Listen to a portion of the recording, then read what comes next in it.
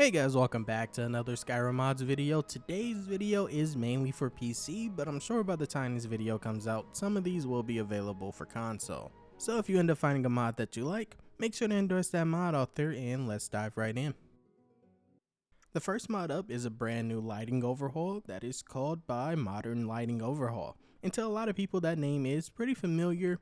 And you'd be right, there was a mod by this name, but this mod has been redone and made to complement the Lux series by G-Unit and limit light transitions and also help with the light flickering that tends to happen when you use ENB and have too many light sources available within view. So this version, unlike the original, is made for ENB users because community shader users don't have to worry too much about flickering lights due to the light limiter fix.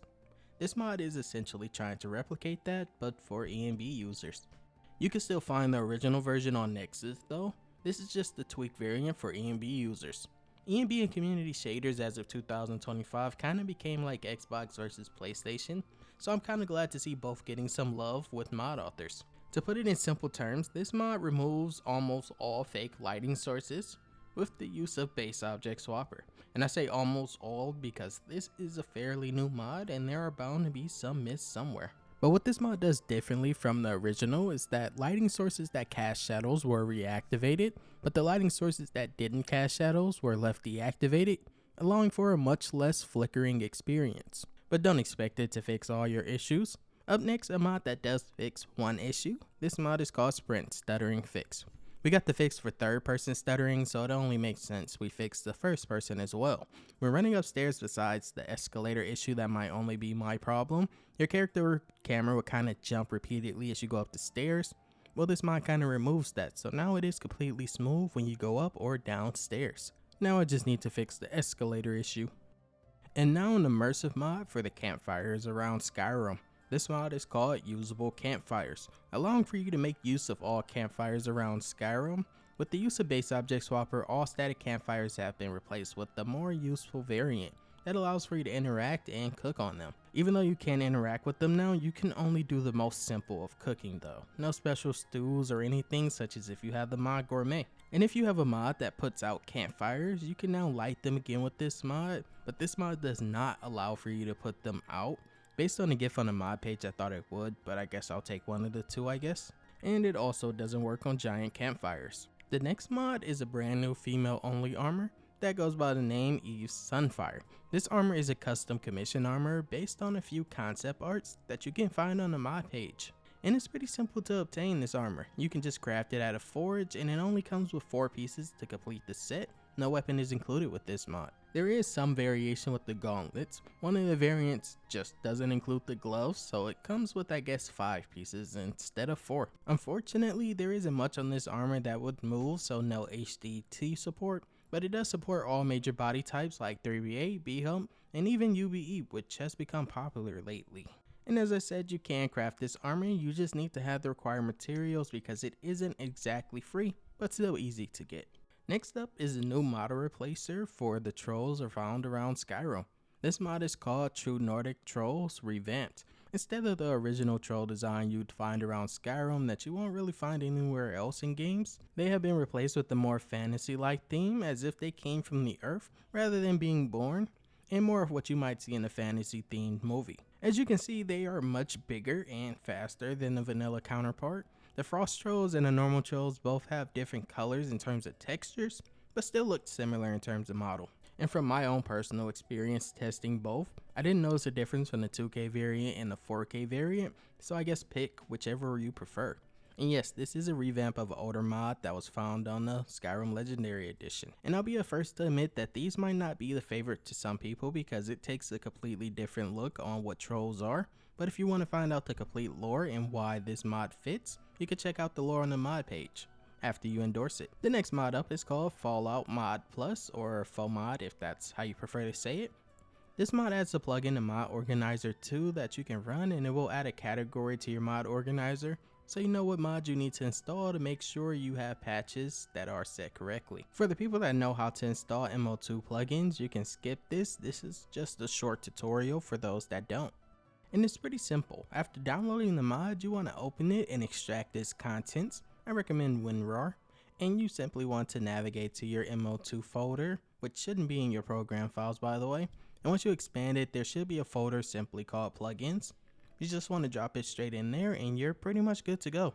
All you have to do after that is close and reopen MLO2 and then click on a Clogs gear depending on what your theme is. Mine is Paper Dark. And then once you launch it, it'll load all of your plugins to find out what exactly is a Fallout mod. Once it's done, find the little filter button at the bottom left. It'll open and just find the right new category called FOMOD, if that's what you call it. And the rest is up to you. This mod will save all your options the next time you reinstall it for new patches and make the images inside the installer load faster. It's a pretty simple mod, but once you have it, it makes life so much easier. Next mod, this mod is called Random Faces of Skyrim. This mod uses SkyPatcher, which just updated. Make sure to download that or else this won't work.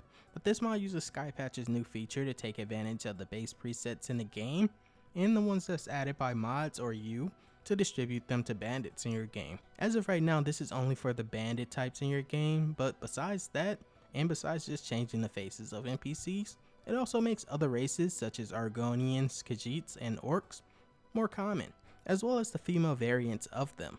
Because this uses SkyPatcher, it also is pretty compatible, but this is a new feature, so someone might find something broken that I didn't. I always make sure to mention a mod is new because some people think a mod this expansive will be flawless at launch, so just give it some time and this will become better in the future.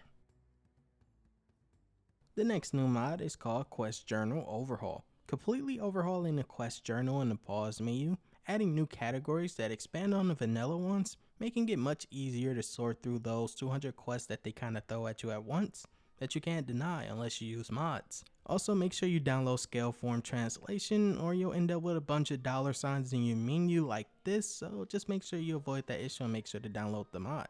This mod right now, in my opinion, is basically just a framework for mod authors to add on to, because as of right now, it doesn't work with UI overhauls, but by the time this video comes out, that'll be a lie. This new combat mod is called Dynamic Impact. It adds brand new sounds to the armors and weapons, at least the hits during combat. These new sounds are based on how heavy the armor is that the enemy is wearing, as well as the weapon that you're using to hit them with, making combat truly dynamic. This mod requires mood impact framework to have it fully function as intended, but I believe you still get the sounds otherwise. You also get different sounds if you end up hitting a shield versus a weapon, but what makes this truly different from any other audio overhaul for weapons is that if you hit heavy armor wearers, you will see sparks starting to fly off of their armor, but this also works if you hit their weapon. But it's really cool that it applies to the armor because I don't think any other mod has done that. And if you prefer, you can still get all of the sound changes and then still use another impact mod on top of this if you love new slash effects. The most you gotta worry about is overlap if you decide to use that. And up next, another brand new armor mod that goes by the name ELLE Sena Armor. I might have said that wrong, but that's pretty much the only way I can think of saying it. This mod adds a highly modular female-only light armor, befitting of a ranger. I didn't count exactly how many pieces, but there is well over 12 pieces that comes in just one set of this armor, as well as a new custom bow that gets added with this, but there's a few bows that get added because not just a weapon was added on top of this armor. There's also multiple new color variants added on top of the original variant. And as I mentioned before, there's about 12 pieces to each set and there's about 5 sets, so you can see how many armor pieces I had to go through just to test this mod. But in terms of stats, there is no difference. Every outfit is just purely cosmetic, and if you love fashion and love to make your own style, this armor will be pretty much perfect for you. To obtain this armor, it's pretty simple. You do have to craft it, but to be able to craft it, you have to find a crafting book found in Riften next to the guy that pretty much calls you a nepotism baby for some reason, and then you can craft it at any forge once you have the advanced armor smithing perk. Up next is a brand new Daedric quest mod that is unlike any you've tried before. I woke up this morning, she wasn't here.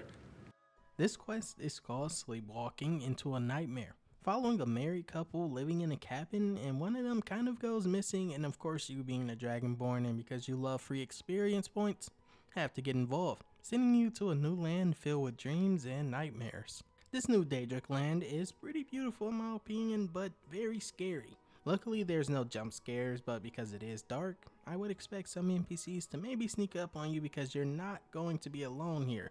There are enemies hand placed around this new land, and in its interiors that will keep you on your toes. Along with the new enemies, there will be puzzles for you to figure out, but also hints just to make it a little easier for you that get added so you figure out as you play.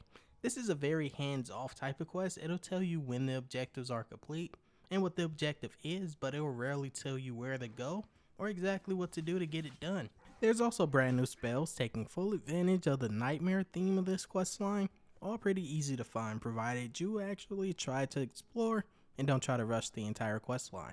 As you can see, I tried to be as vague as possible while still explaining why you should download this mod and what you'll be getting, so make sure to go and download this right now. Like right now. And one more thing. I will hear no more talk of adoptions. None of you riffraff is getting adopted, ever. Nobody needs you. Nobody wants you. And that was pretty much it for today, guys. I'm trying to mix in some PC and Xbox or PlayStation if it's allowed. Also, while going over the new mods that come out for PC so I don't get behind like before. But as of right now, I hope you all have a great rest of your day. Peace and love, guys.